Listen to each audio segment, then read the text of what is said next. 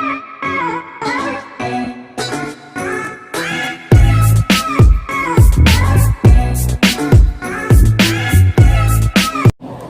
everyone. So, on this particular video, we are going to talk about nepotism and everything about nepotism. Okay, so nepotism. Now, I know most of you know the word nepotism through Kangana Ranaut's jab against Karan Johar at a show called Coffee with Karan. And this word has gained a lot of attention after the passing of Sushant Singh. And before we get started, what does nepotism mean? Nepotism is the act of using power or influence to get unfair advantages for members of one's family. You may wonder, why does nepotism even exist today? We live in a time where everybody strives to protest against hierarchical inheritance, but ceases to protest against such an open exertion of dominance. This, on a broader spectrum, is the entire society's view when it comes to the stars of nepotism. We often think that just because someone already knows the who's and how's of a particular field, they are more deserving for a position in that field than the rest. But while we do so, we forget that hierarchy doesn't ensure intelligence or talent. Indian politics has seen the most of its nepotism in its history, despite ours being a democratic country. There are various factors that contribute towards such political nepotism, especially in a country like India, the first being its citizens. Some might strongly agree, while the others may not, but the people of India are used to being dominated.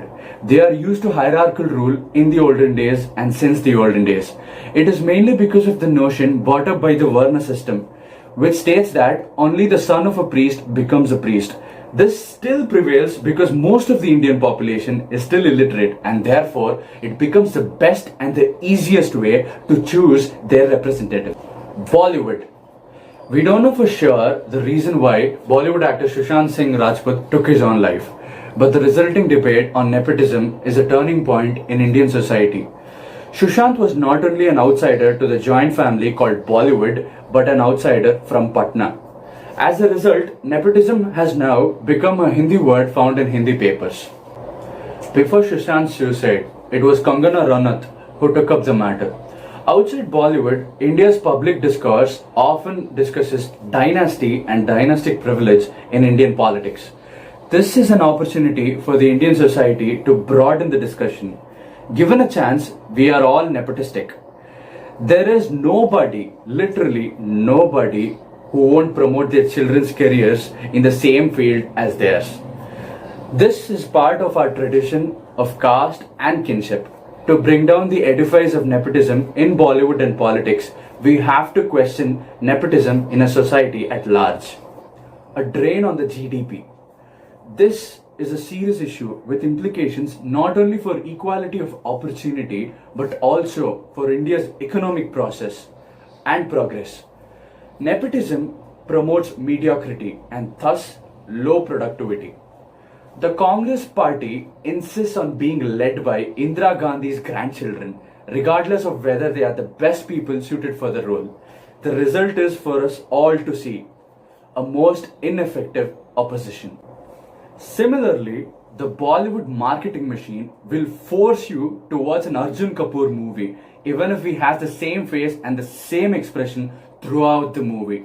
He can't act, but the movie will still make a profit thanks to the marketing machine. And even if it flops, he will still get another role. The result is that India has a lot of terrible cinemas. India's legal profession is said to be controlled by some 500 families.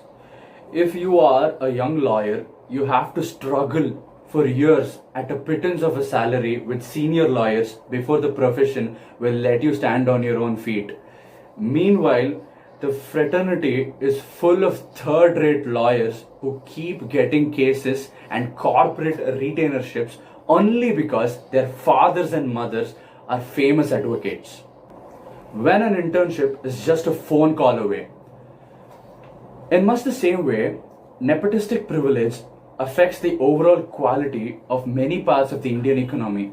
Our newsrooms are full of children of journalists and even politicians. A well-known journalist's son or daughter gets an internship with just a phone call, whereas those without such access keep emailing their CVs with no one bothering even to open their mails. We are all complicit.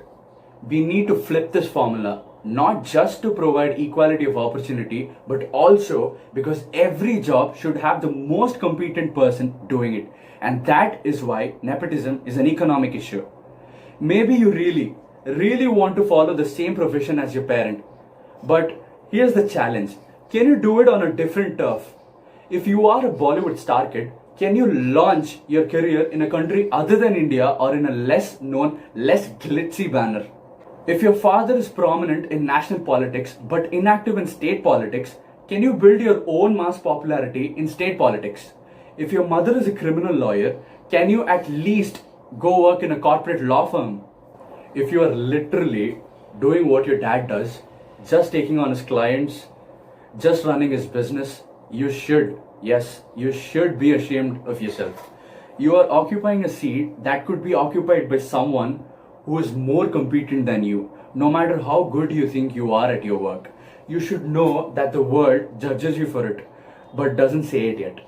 Just like the silence about nepotism privilege has been broken into politics in Bollywood, one day it will be broken into your profession too.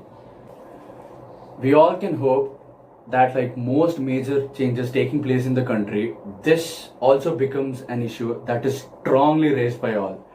If this political nepotism goes on, corruption in the country would rise once again, like it rose in the past decade. Everyone has the right to stand a fair chance in all professional fields, and any possible hurdle in the way of achieving this right should be removed. It will only be when the hurdles are removed that we get talented people, skillful artists, and smart politicians who take the country to new heights. So, don't own what your dad has, try to own something on your own. That's all. Thank you.